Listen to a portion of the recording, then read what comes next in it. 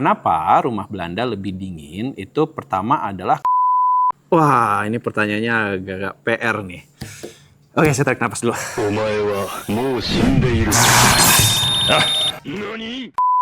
Halo, selamat datang kembali di Mitos Logos seputar arsitektur. Kita akan bahas semua hal yang berseliweran di dunia global atau dimanapun itu. Tapi kita bahasnya dari sudut pandang arsitektur aja ya. Bagi kamu yang kalau misalnya mau ada pertanyaan-pertanyaan, tinggalkan di kolom komen dan kita akan coba bahas di episode berikutnya. Yuk, mangga. Kita mulai pertanyaan nomor 1. Pertanyaan yang pertama nih. Apa iya kamar mandi tidak boleh menghadap ke barat? Belum pernah dengar sih, tapi kalau maksudnya mungkin tidak boleh menghadap ke kiblat, benar nggak ya? Bisa jadi, kayaknya ngadep kiblat deh. Menghadap kiblat ya. Oke.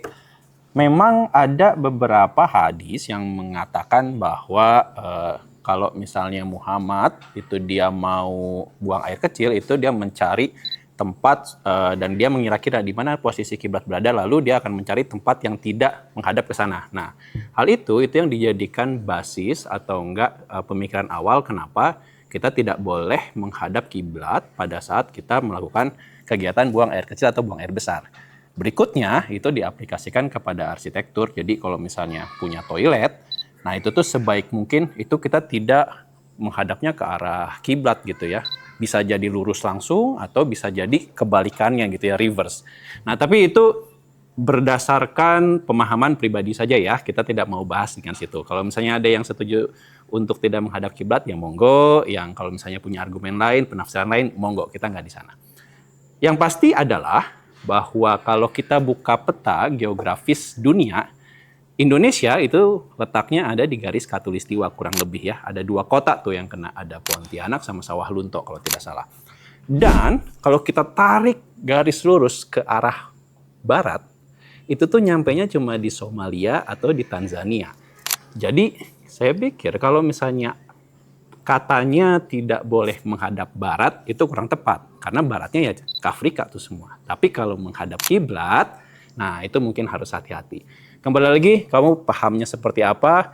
Kalau misalnya lebih yakin untuk tidak menghadap kiblat, ya jangan buat kamar mandi ke arah kiblat. Tapi kalau misalnya ya mungkin pemahamannya lain dan Wallace, ya udah kemanapun posisi kamar mandi, oke. Yang penting jangan menghadap ke publik ya, itu bahaya.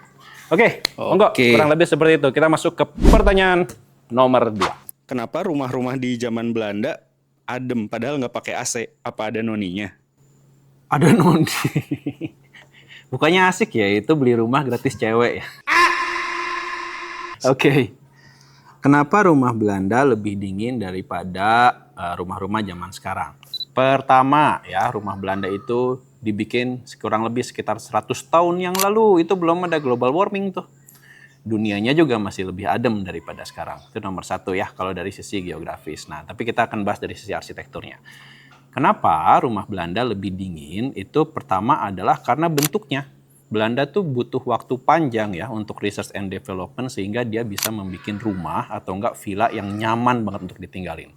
Coba deh kamu masuk ke rumah Belanda, kadang-kadang baru 5 menit tuh rasanya udah pengen tidur karena adem banget kan.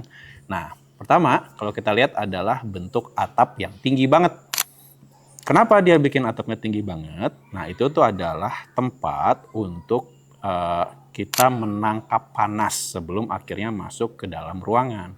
Jadi panas yang diterima dari matahari itu diam dulu di atas, di ruang di antara atap dan plafon, dan lalu dia terbuang melalui ventilasi-ventilasi yang ada sehingga ruangan di bawahnya udah adem tuh. Itu dari 1. Yang kedua itu adalah dari material dinding yang dipakai. Kalau kita lihat ya dinding zaman sekarang sama dinding zaman Belanda itu beda banget. Belanda tuh tebel banget tuh, bisa 30 sampai 45 cm tebel dindingnya.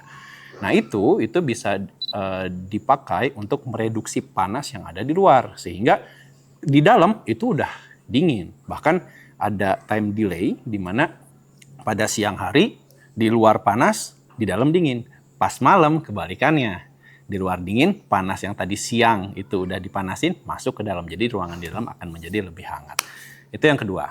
Yang ketiga itu adalah karena penggunaan material tegel di bagian lantai. Nah, apa bedanya tegel sama kalau zaman sekarang kan keramik. Nah, kalau tegel itu dibikin dari pasir sama beton biasanya. Yang menyebabkan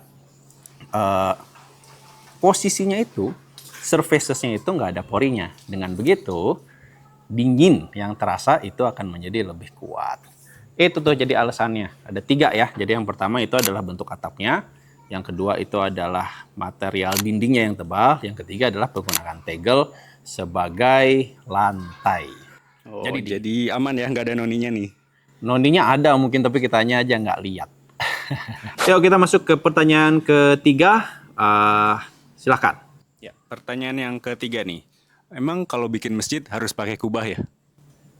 Wah, ini pertanyaannya agak PR nih. Oke, saya tarik napas dulu.